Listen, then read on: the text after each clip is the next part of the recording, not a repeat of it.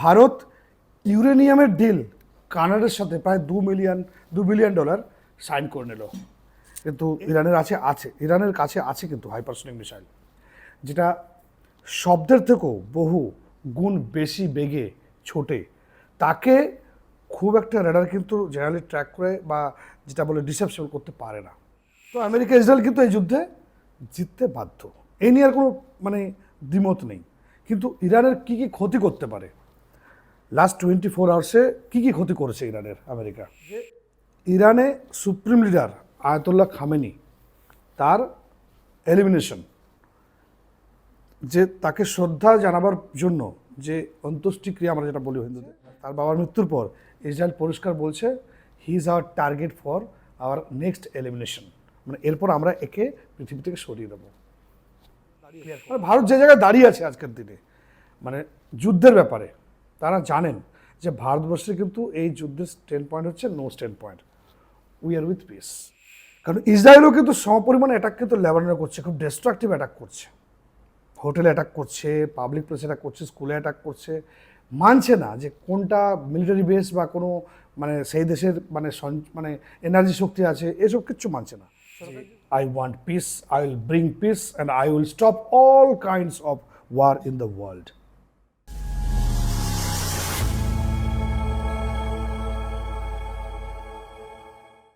নমস্কার, আমি বিপ্লব কুমার সিনহা, আর আপনারা দেখছেন আমার সাথে বিকে স্পট ফাইল। তাহলে এখন পৃথিবীর অবস্থাটা কি? সারা পৃথিবী যখন যুদ্ধে ব্যস্ত, আমেরিকা যখন যুদ্ধে ব্যস্ত, সেই সময় ভারত ইউরেনিয়ামের ডিল কানাডার সাথে প্রায় $2 বিলিয়ন সাইন করে নিল। এই টোটাল জিনিসটার তাৎপর্যটা কি? ভবিষ্যতে এনার্জি সেক্টরে, যুদ্ধের সেক্টরে ভারতবর্ষ কতটা নিজেকে রেডি করে ফেললো, এবং ইরান ইসরায়েল এই যুদ্ধের এই 4th ডে বা 5th ডে আজ কোনো একটা এর এক্সাক্ট আপডেটটা কি জিওপলিটিক্যাল, এই পুরো ব্যাপারটা নিয়ে আজকে এই ভিডিওতে আমরা স্টেপ বাই স্টেপ আলোচনা করব। তো দেখুন, ফার্স্ট যে আমেরিকা এবং ইসরায়েল যারা আলটিমেটলি যেন প্রকারে জিতবেই, যেটা ভাবা যাচ্ছে, দেখা যাচ্ছে। কারণটা প্রথমেই ফর্মুলাটা আপনি লিখে রাখতে পারেন যে ইরান যদি মারাত্মক লেভেলের কিছু হাইপারসনিক মিসাইল স্ট্রাইক না করে আমেরিকা ইসরায়েলের ক্ষতি না করে, করতেই পারে, কিন্তু ইরানের কাছে আছে কিন্তু হাইপারসনিক মিসাইল, যেটা শব্দের থেকেও বহু গুণ বেশি বেগে ছোটে। তাকে খুব একটা রেডার কিন্তু জেনারেলি ট্র্যাক করে বা যেটা বলে ডিসেপশন করতে পারে না। সেক্ষেত্রে কিন্তু আমেরিকা মারাত্মক কিছু অস্ত্র, নিউক্লিয়ার এখনও বলছি না কারণ সেই লেভেলে এখনও পৌঁছায়নি, নিউক্লিয়ার উইপেন ছাড়াও বাংকার বাস্টার থেকে শুরু করে B2B বম বা যেসব মারাত্মক মাদার অফ অল বম্বস, এই যে অস্ত্রগুলো ওখানে আছে, এইগুলো দিয়েও কিন্তু আমেরিকা অ্যাটাক করতে পারে। এটাও কিন্তু একটা কারণ। তো যেগুলো আর কি টেরিবল টাইপস অফ বম, ডাটি বমস বলি আমরা, যেগুলো ইরানের উপর কিন্তু ব্যবহার করতে পারে। কারণ আমেরিকা যে লেভেলে এগিয়েছে, এখান থেকে কিন্তু আমেরিকা আর কোনোভাবে পিছনে কিন্তু ফিরে আসা সম্ভব নয়।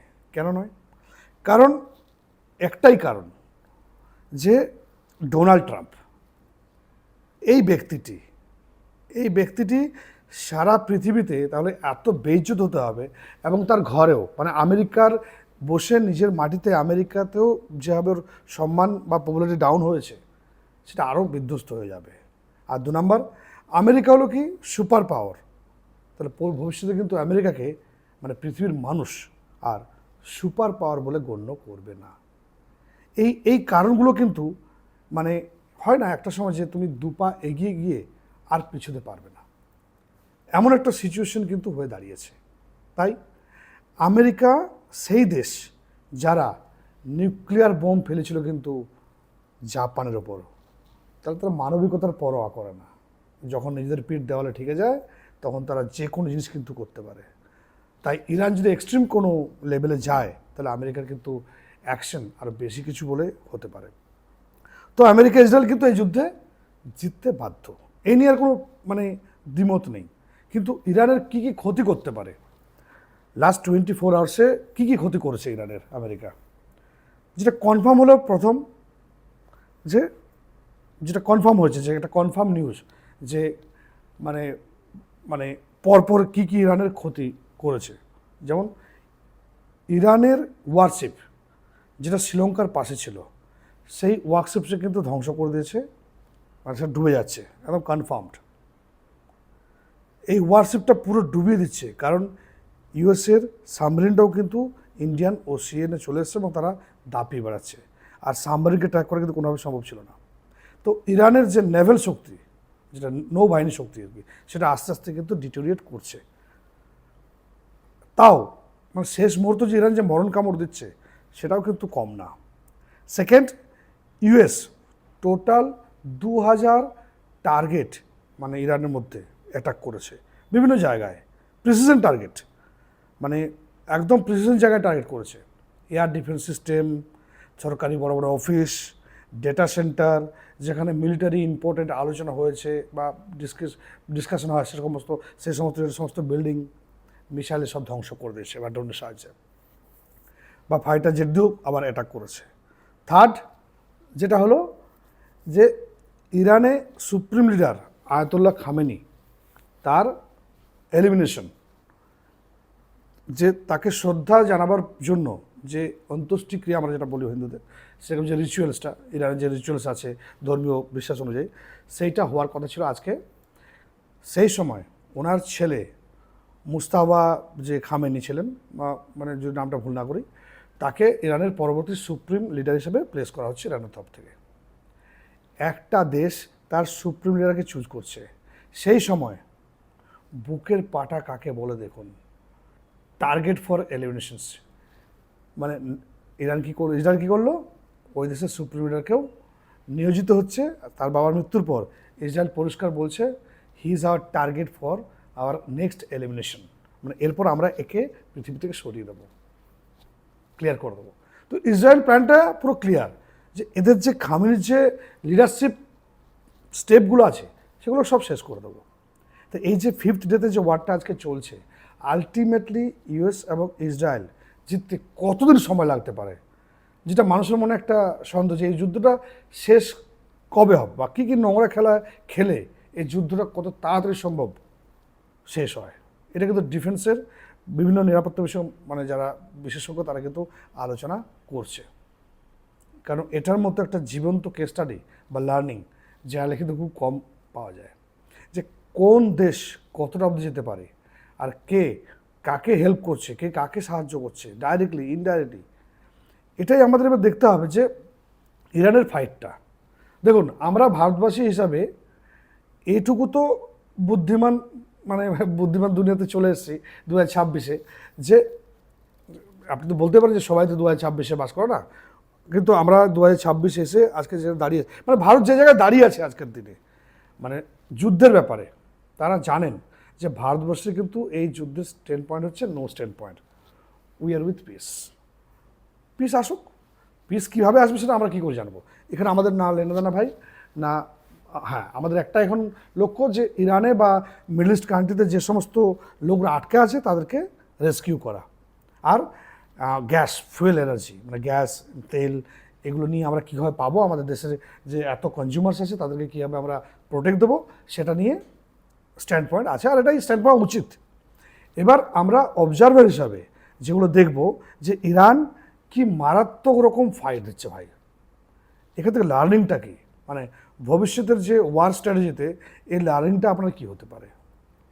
হিজবুল্লাহ, যে হিজবুল্লাহকে যারা লেবাননে থাকে মানে ইসরায়েলের সাথে, এটাকে ইরান এদেরকে অস্ত্র এবং টাকা পাঠায়, যেটা আমরা আলোচনা করেছি। হিজবুল্লাহ এটা হচ্ছে পুরোপুরি একটা প্রক্সি ওয়ারের জন্য ইরান তৈরি করে রাখে। তো এই হিজবুল্লাহ ইসরায়েলের বিভিন্ন ইম্পর্টেন্স ইনফ্রাস্ট্রাকচারে কিন্তু অ্যাটাক করছে। দেখুন, অ্যাটাক করে কি হিজবুল্লাহ জিতে যাবে? জিতবে না, বেশি দিন টিকবে না, সার্ভাইভ করতে পারবে না, কিন্তু সাময়িক তো ক্ষতি করছে। কারণ ইসরায়েলও কিন্তু সমপরিমাণে অ্যাটাক কিন্তু লেবাননে করছে, খুব ডিস্ট্রাকটিভ অ্যাটাক করছে, হোটেলে অ্যাটাক করছে, পাবলিক প্লেসে অ্যাটাক করছে, স্কুলে অ্যাটাক করছে। মানছে না যে কোনটা মিলিটারি বেস বা কোনো মানে সেই দেশের মানে মানে এনার্জি শক্তি আছে, এসব কিচ্ছু মানছে না, সরকারি জিনিস মানছে না। বোম মানে বোম, মানে আল পটকা বোম চলছে। কত যে এক্স্যাক্টলি মানুষ মারা যাচ্ছেন সেটা কেউ বলতে পারবে না, কেউ জানি না। তো ইরান দেখুন, ইসরায়েলকে ব্যস্ত করার জন্য ইসরায়েলের উপরে থাকা লেবাননকে হিজবুল্লাহ দিয়ে কীভাবে ইউজ করছে, এই স্টাডিটা বুঝতে হবে। আর এখান থেকে আমাদের একটাই কিন্তু মানে মানুষের মৃত্যু খারাপ, দেখুন মানুষের মৃত্যু তো খারাপ, কিন্তু 2026-এর যে ওয়ার্সে দাঁড়িয়ে এটা তো সত্যি কথা যে কোনো মৃত্যুই কিন্তু দুঃখজনক, কিন্তু এটুকু তো প্রার্থনা আমরা করতেই হবে যে ইরান, ইসরায়েল, আমেরিকা, ইউরোপ, যার যত বেশি সামরিক অস্ত্র আছে এবং ইনফ্রাস্ট্রাকচারে ক্ষয়ক্ষতি হয়, মানুষের প্রাণহানি ছাড়া ক্ষয়ক্ষতি হোক। ইরানের নেভাল শিপ ডুবছে, ডুবতে দিন। এবং সবচেয়ে বেশি টাকার ক্ষতি হচ্ছে কিন্তু আমেরিকার ডলার, আর ক্ষতি করা খুব জরুরি, নইলে ওদের দাদাগিরি কিন্তু থামবে না ভাই। কে বলবে আমেরিকাকে? আমেরিকাকে দাঁড়িয়ে আজকের দিনে মানে পৃথিবীতে একটা কোনো দেশ আছে, পৃথিবীতে একটা কোনো দেশ আছে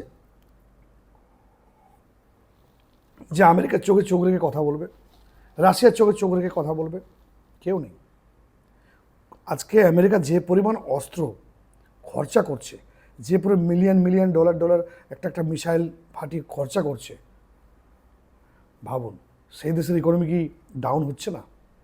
কিন্তু আমেরিকা বৃহৎ লক্ষ্যে এগোচ্ছে।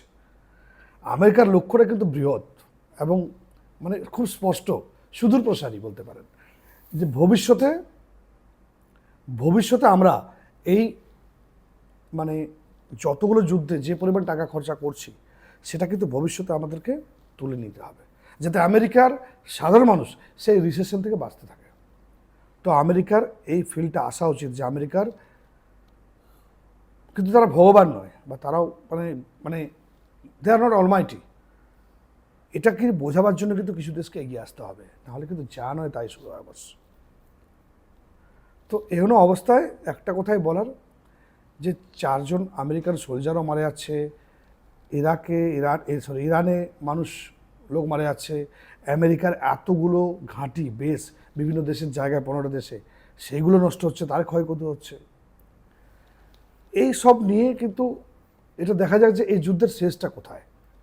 যত তাড়াতাড়ি সম্ভব এই যুদ্ধ শেষ হবে, বিশ্বের ইকোনমি একটা স্টেবল পজিশনে আসবে। ভারতবর্ষ শোনা গেছে যে 6 লক্ষ কোটি প্রায় টাকা স্টক মার্কেট থেকে ডাউন হয়ে গেছে।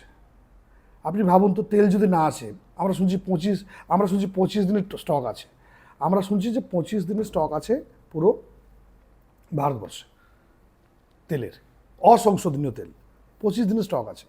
আপনি একটা জিনিস ভাবুন, এখন যেটা ইরানের যে মেন, যেখান থেকে তেল মানে কেউ সব পৃথিবীর বিভিন্ন জায়গার যে তেলের লাইনটা আছে যায়, তো সেখানটা যদি রাস্তা তারা মানে বিভিন্ন বাহিনী দিয়ে তারা মানে পুরো ব্লক করে রেখেছে, একটা জিনিস আপনি ভাবুন যে এখান থেকে তেল যাওয়া বন্ধ হয়ে যাবে সারা বিশ্বে, ভারতে তেল আসা বন্ধ হয়ে যাবে, কি হবে তাতে? জিনিসপত্রের দাম বাড়বে, তেলের দাম তো বাড়বেই। তেলের দাম বেড়ে গেলেও কি বাকিগুলো সমাধান হবে? আমাদের গ্রাম থেকে যে জেলাতে যে ট্রাকে করে যে পণ্য আসে, জাহাজে করে বিভিন্ন দেশ থেকে যে কার্গোতে মাল রপ্তানি উৎপাদন হয়, বা যেগুলো মানে কি বলবো যে গাড়ি, পেট্রোল, ডিজেল এখান থেকে শহরে পৌঁছবে না, চাল, গম, সবজি, মাছ কত কিনা আসে, সেগুলো সব পৌঁছাবে না এখানে। আর পৌঁছালেও যে পরিমাণ দাম নিয়ে পৌঁছবে, সাধারণ মানুষ আর কিনতে পারবে না। এমন নয় যে ভাই, ভারতবর্ষের যদি মানুষ এটাও ভেবে থাকে যে পাশের বাড়িতে যুদ্ধ হচ্ছে, ওই দেশে যুদ্ধ হচ্ছে, এই দেশে হচ্ছে, তাতে আমার কি, এটা ভুল ধারণা। পারিপার্শ্বিক ক্ষতি তো হবেই, আর সেটা সবাইকে ফেস করতে হবে। তো এটাই এখন চাওয়া যে যত তাড়াতাড়ি সম্ভব যুদ্ধটা শেষ হোক এবং শান্তি ফিরে আসুক। কারণ ট্রাম্পকে তো আর বিশ্বাস নেই, কারণ উনি একজন মিথ্যাবাদী ব্যক্তি, যে ব্যক্তিটি বলেছিলেন ক্ষমতায় আসার আগে যে I want peace, I will bring peace and I will stop all kinds of war in the world. কিন্তু বাস্তবে ব্যাপারটা সম্পূর্ণ আলাদা। তিনি তো যুদ্ধ থামালেন না, নোবেল পাওয়ার জন্য যে যুদ্ধ থামানোর যে একটা ফেক বেসলেস কিছু ক্লেম তিনি করেছিলেন, তার মনোবাঞ্ছনা, তার মানসিক যে একটা মানে আজ 1-2 বছর উনি আর কি করে যাবেন, পুরো দেশ, পুরো পৃথিবীটাকে যে কতটা পিছনে ফেলে যাবেন, সেটা এখন ঈশ্বরই বলতে পারবেন, তিনি মহান। এইটুকু বলবো, যুদ্ধ আমেরিকাকে, এটা যুদ্ধ যখন লাগিয়েছো ভাই, যুদ্ধ থামানোর ব্যবস্থা তোমাকে করতে হবে। আর এটাও বুঝে গেলাম আমরা যে America is the ultimatum super power, না রাশিয়া কিছু বলছে, না চীন কিছু বলছে ডাইরেক্টলি ওপেনলি। কোনো কেউ যদি এরা সামনে না আসে, তাহলে আমেরিকা আগামী দিনে আরও কনফিডেন্স পেয়ে যাবে যে আমরা যা খুশি তাই করতে পারি।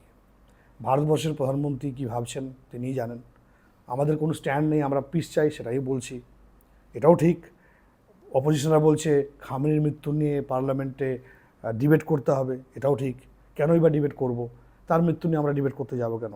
বা অপোজিশনরা এই কথা বলে ভারতের প্রধানমন্ত্রীকে বারবার উস্কাচ্ছে কেন? কেন প্রভোগ করছে যে তুমি কিছু বলো, তুমি কার পক্ষে কার বিপক্ষে, কেনই বা বলবে? মানে রাহুল গান্ধীর টিম বা যে ইন্ডিয়া ব্লক আছে বা যারা কংগ্রেসই করেন, তারা বলছেন যেটা বলতেই হবে। বিশেষ করে কংগ্রেসরা, তারা সবসময় বিশাল দেশপ্রেম দেখায়, তো দেশপ্রেমটা এমনভাবে উল্টোভাবে দেখায়। ভাই রাশিয়া কিছু বলছে না, চীন কিছু বলছে না, আমার দেশের প্রধানমন্ত্রী আগ বাড়িয়ে কেন?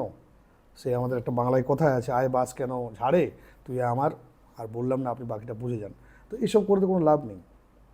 কেন? মানে খাল খেটে কুমির ডেকে তো কোনো দরকার নেই। আমার দেশের মতো থাক না, আমার দেশে তো সবই আছে। যা নেই বলে না, যা নেই বিশ্বে তাই আছে, ভুবনে তা আছে ভূভারতে। আমাদের সবই তো আছে, আমাদের পাহাড় আছে, সমুদ্র আছে, আমাদের সব কিছু আছে। হ্যাঁ, আমরা পিছিয়ে যাব, আমাদের একটাই ওরি হওয়ার যে এনার্জি। কারণ এনার্জি যে কোনো ফুয়েল একটা দেশের হচ্ছে ইকোনমির একটা পিলার, একটা মেন মানে হাতিয়ার বলতে পারো, মেন স্তম্ভ। সেই স্তম্ভটা যদি ভেঙে যায়, তাহলে প্রত্যেক জিনিসের দাম বেড়ে যাবে, মানুষ কেনাকাটা করে খেতে পারবে না, চাল পাবে না, গম পাবে না। শহরের মানুষরা কী করবে? গ্রামের মানুষ তো হয়তো কিছু বেঁচে যাবে, তার নিজস্ব চাল গম আছে। যেমন আমি আমার কথাই বলছি, আমি যদি গ্রামে কাল চলে যাই, আমি ভাই পুকুরে মাছ তুলে খাবো, আমি চাষের জমি চাষ করে খাবো, সবজি বাগান আছে সবজি করে খাবো। কিন্তু এখানে যারা মানুষরা, যারা জমি জমা নেই, যারা শহরের বিভিন্ন বড় লোক, ধনী লোক, যারা মানে ওই চাল গমের উপর মানে ডিপেন্ড করে, তারা কদিন চালাবে? এই যুদ্ধটা তাড়াতাড়ি শেষ হওয়া দরকার। আর আমি শুনলাম 25 দিনের তেল স্টক আছে ইন্ডিয়াতে। এটা একটা খুব ভয়ঙ্কর দিক। এর অল্টারনেটিভ কিছু একটা ভারতকে ইমিডিয়েট বার করতে হবে। ভারতবর্ষের উচিত একটা অল্টারনেটিভ দিক, আগে স্টেপ নিয়ে এটা শান্তি ফিরিয়ে নিয়ে আসা। চীন, ভারতবর্ষ, রাশিয়া, এদের উচিত, এরকম দেশগুলোর উচিত। আজকে ইউরোপ সাথ দিচ্ছে, কিন্তু মিলিটারির সাথ দিচ্ছে না আমেরিকার, কিন্তু বলছে যে শান্তি চাই, শান্তি চাই, শান্তি চাই। কিন্তু বেড়ালের ঘোড়ায় ঘণ্টাটা বাঁধবে কোন ইঁদুর? এটা এখন প্রশ্ন। কে বেড়ালের ঘোড়ায় ঘণ্টাটা বাঁধবে? আর কে বলবে ট্রাম্প এবার থামো, এবার থামো, তোমার থামার সময় এসছে, পৃথিবীটাকে শান্ত করো। দেখতে থাকুন বিকেএস স্পট ফাইল, আবার ফিরে আসবো এরকম টপিক নিয়ে। ভালো থাকবেন, আর অবশ্যই লাইক শেয়ার কমেন্ট করতে ভুলবেন না। থ্যাংক ইউ, জয় হিন্দ।